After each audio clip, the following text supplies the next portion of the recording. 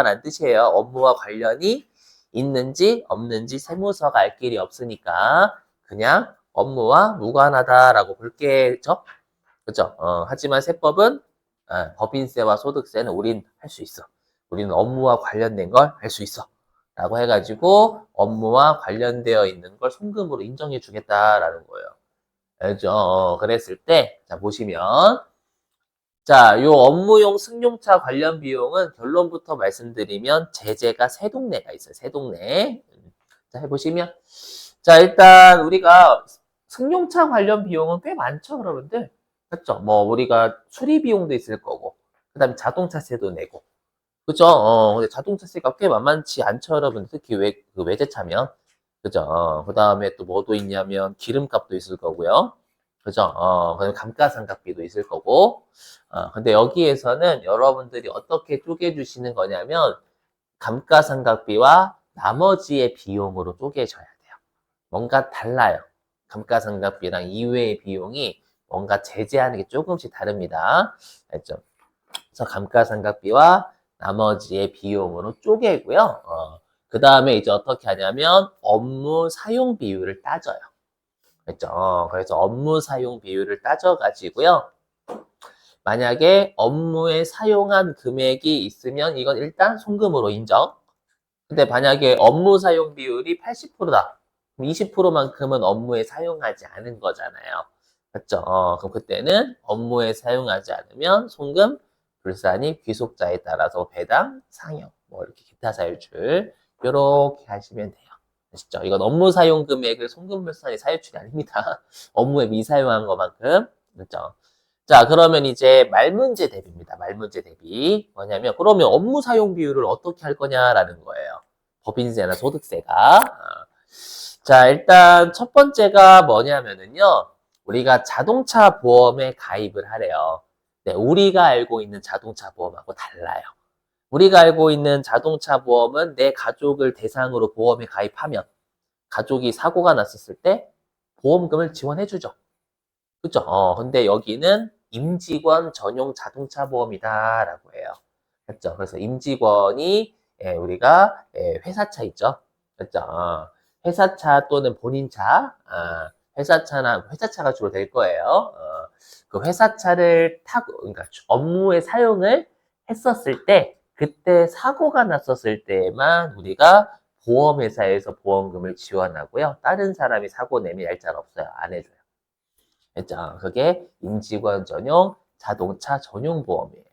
아시죠? 일단 여기에 가입을 안 하면 무조건 업무 사용 비율은 0%로 봐요.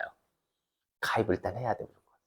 그렇죠? 그럼 만약에 시험에서 말문제, 만약에 임직원 전용 자동차 보험에 가입을 하지 않았다라고 하면 전에 송금 불산이 된다라는 표현을 맞는 거예요. 그렇죠? 자, 그리고 이제 자동차 전용 보험에 가입을 했대요. 가입을 하면 이제 2단계가 중요성 기준이 있어요. 중요성. 이 중요성. 이 감가상각비와 이외의 비용을 합쳐가지고 1,500만 원 이하냐, 1,500만 원을 초과하냐에 따라가지고 1,500만 원 이하면 업무 사용 비율은 그냥 100%로 해줘요. 알죠? 그러니까 중요성 기준을 1,500만 원 둔다라는 얘기죠. 자, 그리고 1,500만 원을 초과하면 이때는 우리가 일지를 적으래요. 일지란 내가 주행한 거리 있잖아요. 맞죠? 주행한 거리를 적되 거기에 내가 업무에 쓴 거리 있죠? 맞죠? 그걸 적으래, 일지를. 그죠? 자, 요건 다 이론이지 뭐 실기용은 아니에요, 여러분. 다 컴퓨터 계산해 주니까. 자, 그랬을 때 만약에 일지를 적었다라고 하면 내가 총 주행한 거리 중에서 업무에 사용한 거리 있죠. 이것만큼을 우리가 업무 사용 비율로 보는데 이건 좀 암기해. 이건 실기와 관련이 있어요. 뭐냐면 이 업무 사용의 출퇴근 거리도 들어와요. 아셨죠? 이건 좀 외워주시고. 음, 그럼 여러분 현실에서는 업무 사용 거리 몇 프로일까요? 100%겠죠, 뭐. 그렇죠? 누가? 선생님, 저는 거짓말을 못하는 사람이에요. 저는 업무에 쓰지 않았어요. 저는 여자친구랑 남자친구가 놀러 갔어요. 저를 두드려 패주세요. 이렇게 할 사람 잘 없다. 알죠? 현실은 근데 우리 시험은 그렇게 안 해요. 우리 시험은 정말 착한 사람을 해요. 그죠? 전 업무에 쓰지 않았어요. 이렇게. 알죠? 그래서 일기는 우리 거짓말 치잖아요, 여러분. 그죠? 그죠? 자, 그 다음에 일지가 없으면 이때 조심하셔야 될 건 아니고 일지가 없는데 만약에 일지를 안 적었어? 그러면 업무 사용 비율 0% 하면 억울하잖아. 맞죠? 왜냐하면 여기 1,500만 원 이하는 일지를 적든 안 적든 그냥 가입하면 100%다 업무 사용 비율 인정해 주는데 요때 내가 1,500만 원 초과했다라고 해가지고 일지를 안 적어가지고 0%라고 하면 내가 1,501만 원이면 되게 억울하잖아. 그죠? 만 원 차이로. 맞죠? 그래서 1,500만 원까지 인정한다라는 건 전체 비용 있죠?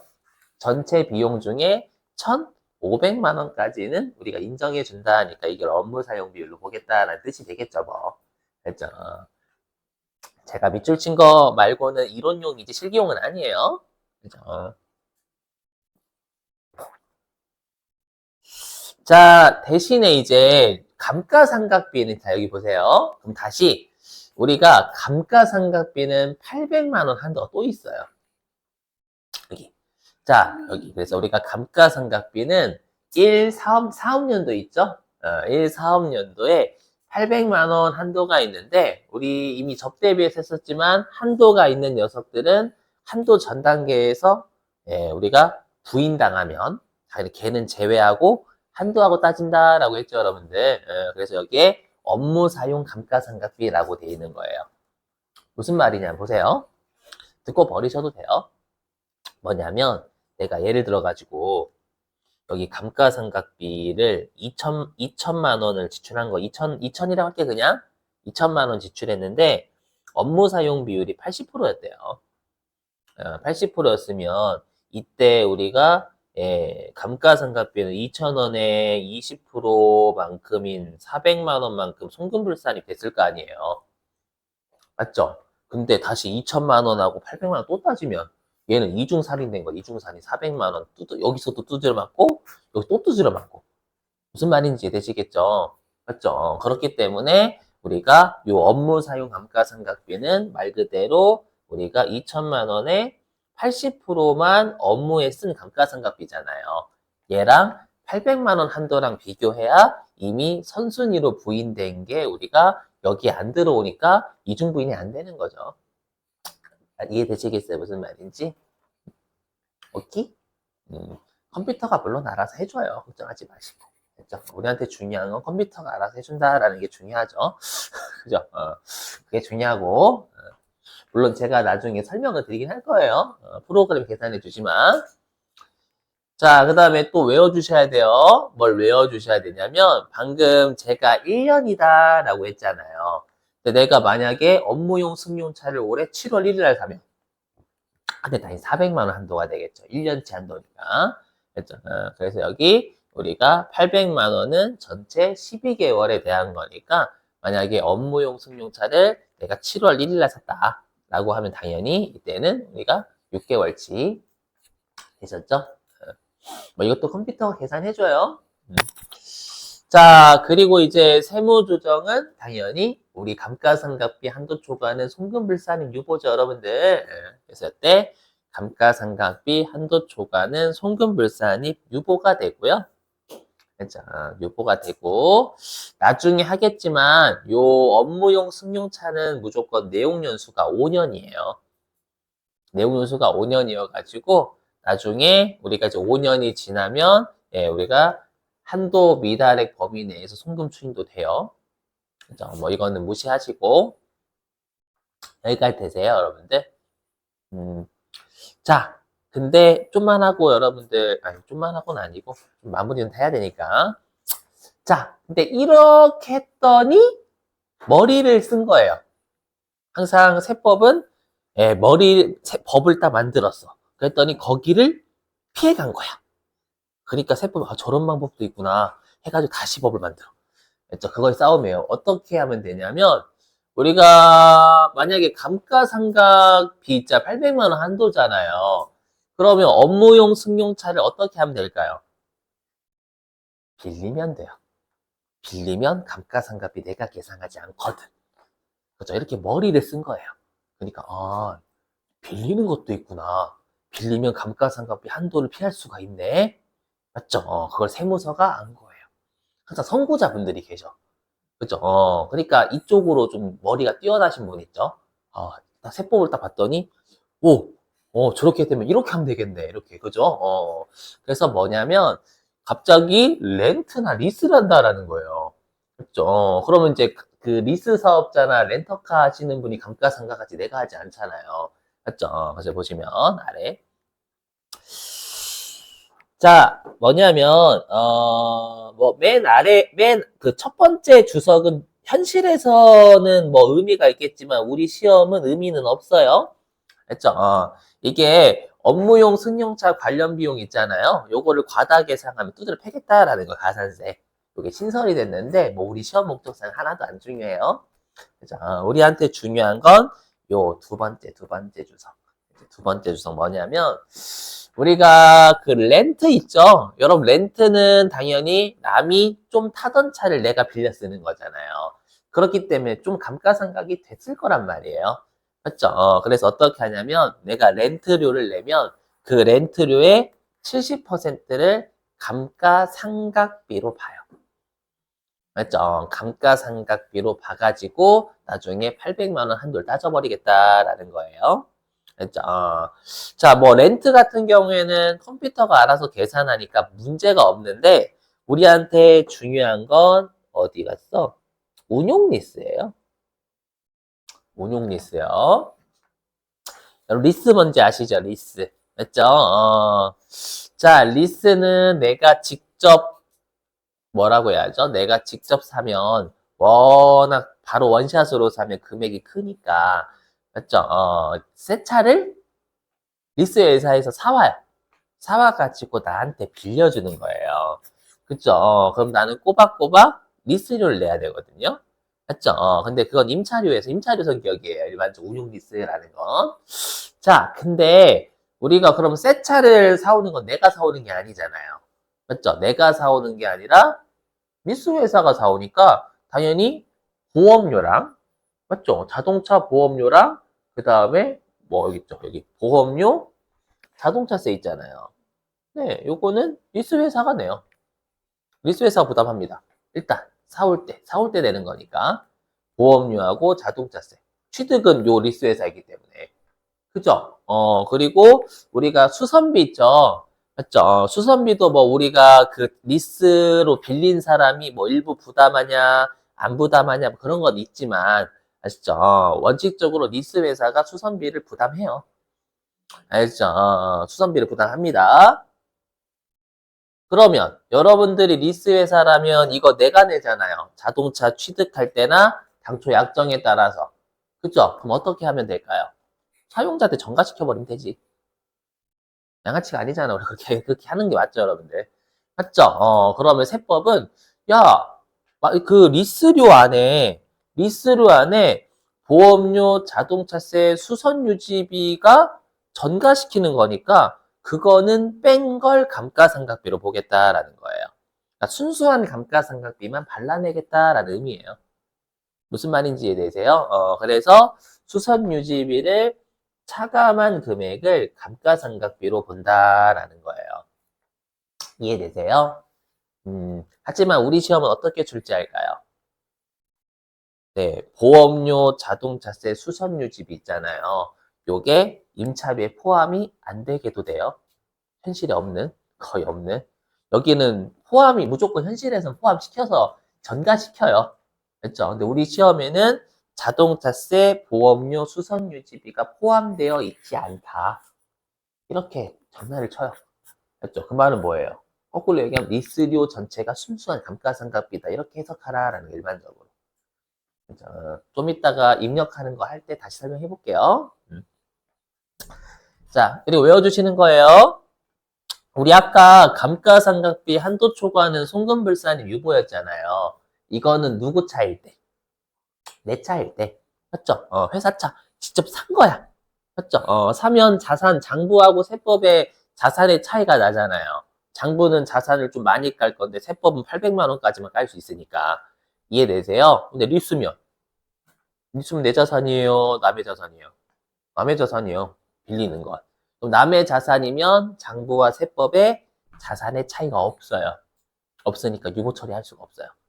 이해되세요? 그래서 우리가 이 감가상각비 한도초가 있잖아요. 이때는 기타 사회유출로 합니다.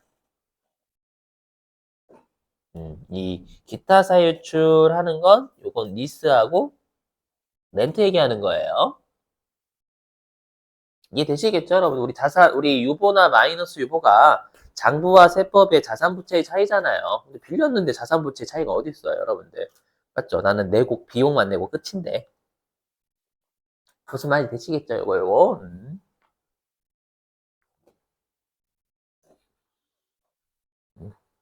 자, 됐고요. 좀만 더 하고 15분 쉴게요.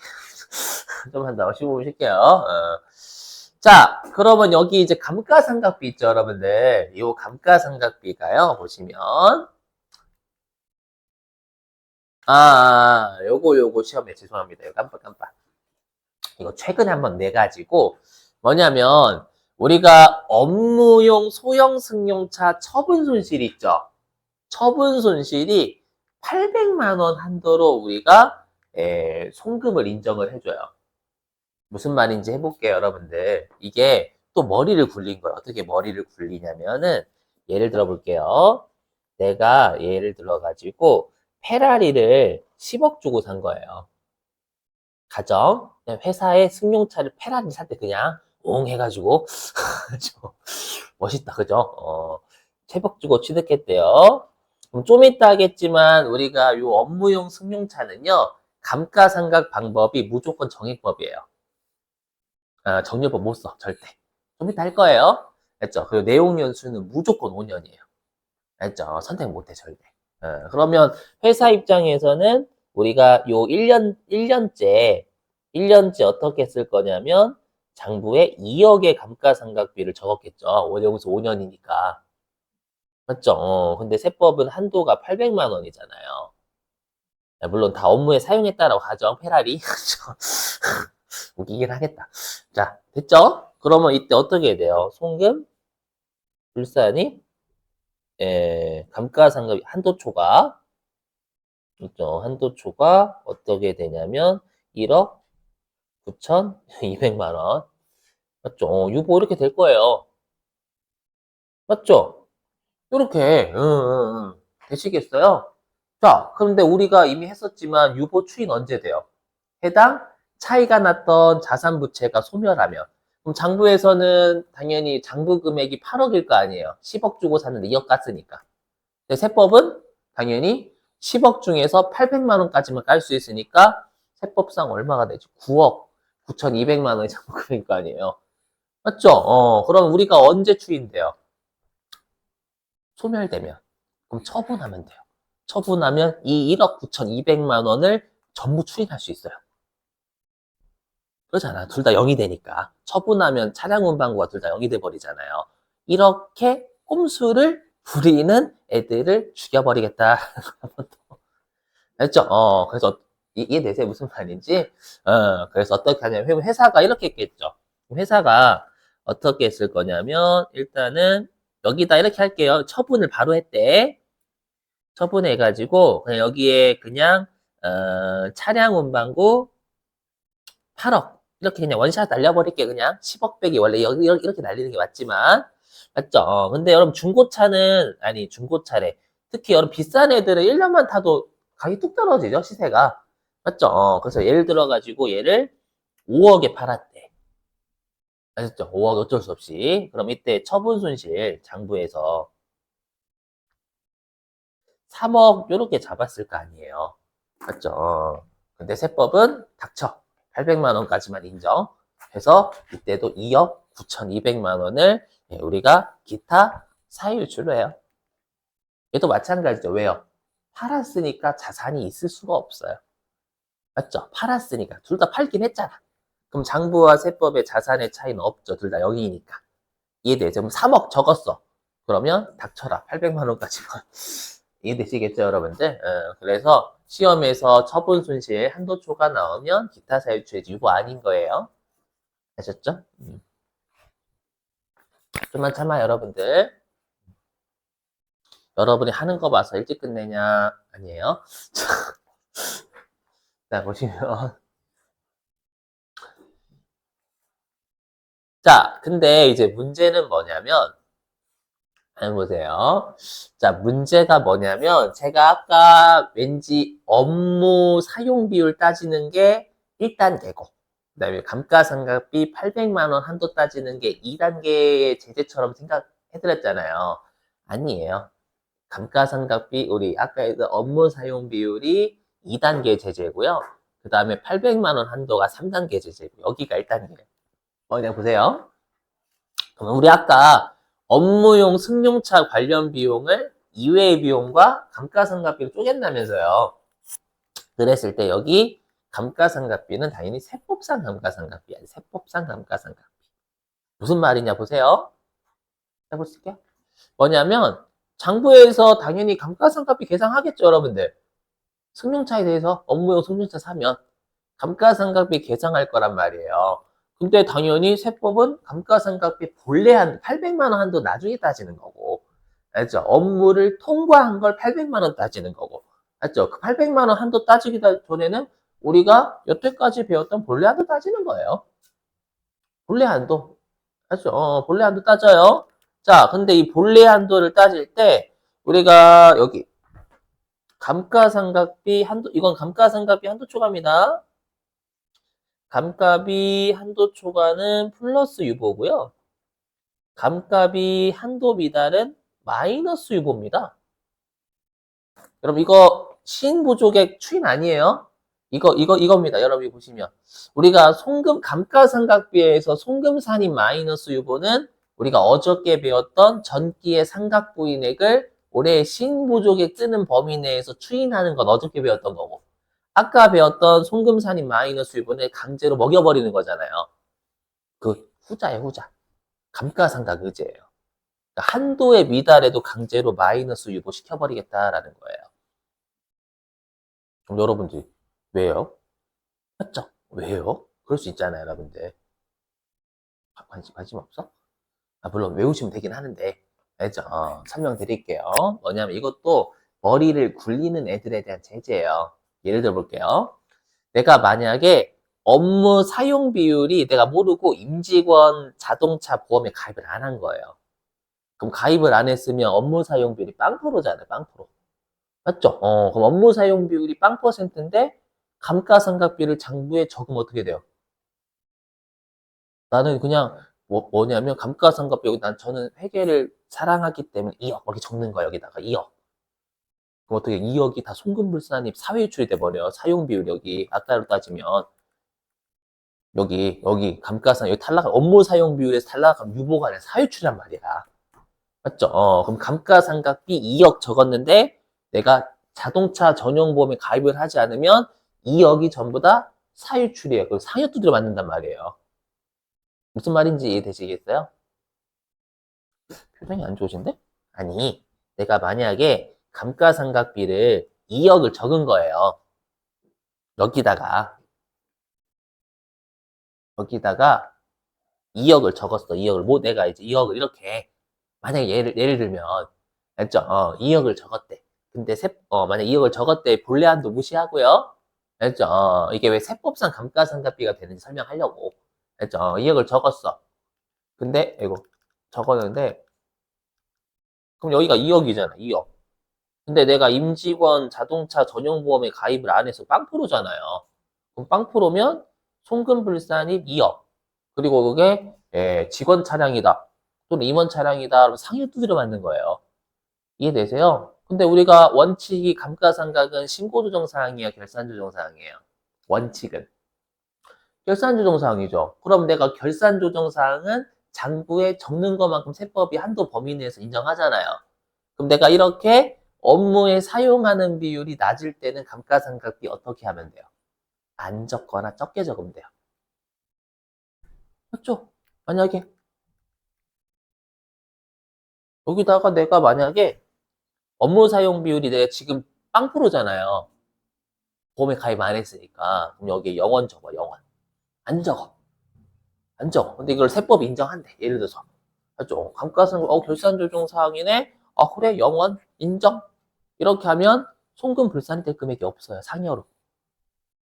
이해되시겠어요? 무슨 말인지? 그래서 이렇게 아까랑 똑같아. 꿩 먹고 알 먹고 도랑치고 가지 잡고를 제재하기 위한 거예요. 뭐냐면 업무 사용 비율이 낮을 때는 감가상각비를 한도보다 미달하게 적거나 아니면 아예 안 적거나 그랬다가 업무 사용 비율이 커지면 그때는 뭐 한도까지 채워버리는 거예요. 그렇죠? 이렇게 하는 꼼수를 방지하기 위해서 어떻게 하냐면 다시 방지하기 위해서요. 어떻게 하냐면 아까 했지만 요 한도 미달도 무조건 송금 산입시켜요. 예를 들어 볼게요. 본래 한도가 2억이에요. 본래 한도 2억. 맞죠? 800만 원 한도 업무 사용 통과한 게 800만 원 한도예요. 그죠? 2억. 회사가 나 업무 사용 안 했어. 빵. 이렇게 회피한 상이 안 맞으려고. 알죠? 그럼 이때 한도 미달이 2억이잖아요. 강제로 송금 산입 2억 마이너스 유보시키는 거예요. 음, 됐죠? 이렇게. 그럼 여러분들이, 선생님 좋네요. 마이너스 유보 2억 시키는데, 뭐, 좋지. 왜 안 좋다고 하세요? 또 설명할 거예요. 자, 근데 외워주셔야 돼요. 이거는 말문제 출제 진짜 많이 했어요. 뭐냐면, 이 본래 한도 따질 때, 우리가 이 업무용 승용차가 언제 들어왔냐면 2016년도에 들어왔거든요. 그래서 우리한테 2015년 이전에 취득한 건 의미 없다. 그렇죠? 그래서 여기 보시면 돼요. 무조건 정액법이에요. 본래 한도 따질 때. 그리고 무조건 내용 연수는 5년. 알죠? 절대 신고 내용은 선택할 수 없어요. 알죠? 그리고 감가상각 의제가 적용이 돼요. 알죠? 그럼 어떻게 되는 거예요? 뭐 강제로 송금사님 2억 마이너스 유보시키는 거죠. 되셔요? 그러면 이제 세법상 감가상각비는 그럼 얼마예요? 2억이죠. 강제로 송금사님 시켜버렸으니까 2억. 맞죠? 그럼 여기 세법상 감가상각비가 2억이 되는 거예요. 오케이? 강제로 송금사님 먹여버렸으니까. 되셨죠?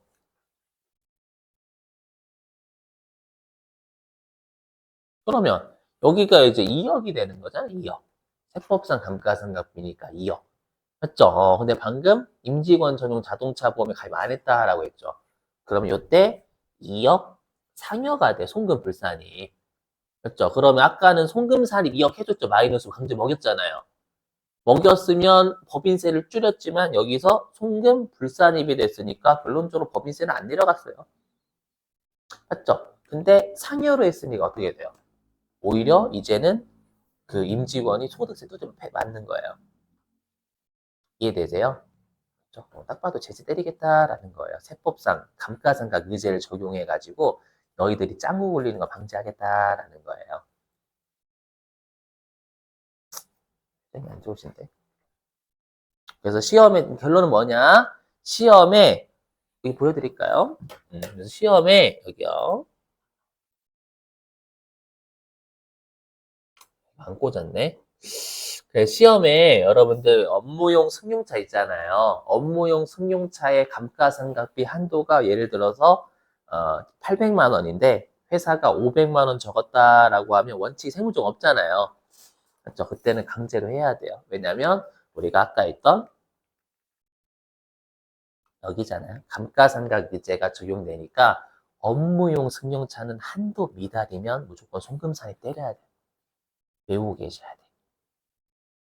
알죠? 시험에 업무용 승용차라고 나온다면 혹시 이해 안 되시면 나중에 다시 한번 돌려보세요, 여러분들. 알죠? 자, 15분 쉴게요. 제가 좀 많이 해가지고. 자, 15분.